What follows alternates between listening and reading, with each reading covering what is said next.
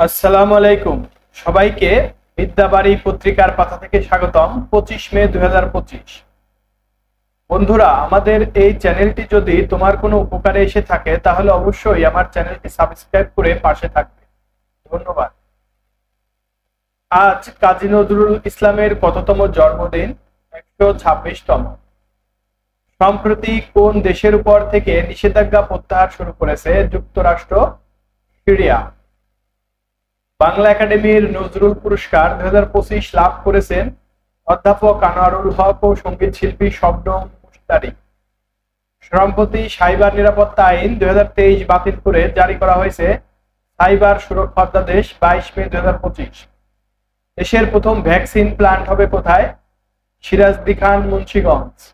78তম কান চলচ্চিত্র উৎসব বিশেষ উল্লেখযোগ্য ছবির স্বীকৃতি পেয়েছে কোন বাংলাদেশি স্বল্পদৈর্ঘ্য চলচ্চিত্র? আলী। সম্প্রতি ইতালিয়ান সিরি এতে চ্যাম্পিয়ন হয়েছে কোন ক্লাব? নেপোলি। বাংলাদেশের প্রায় কত শতাংশ মানুষ কোনো না কোনো থাইরয়েডে ভুগছেন? 20%। 25 মে বিশ্ব থাইরয়েড দিবস। সম্প্রতি সম্মানজনক চুক্তির কথা উল্লেখ করেন কে? ইইউ বাণিজ্য কমিশনার মারোস শেফকোভিচ।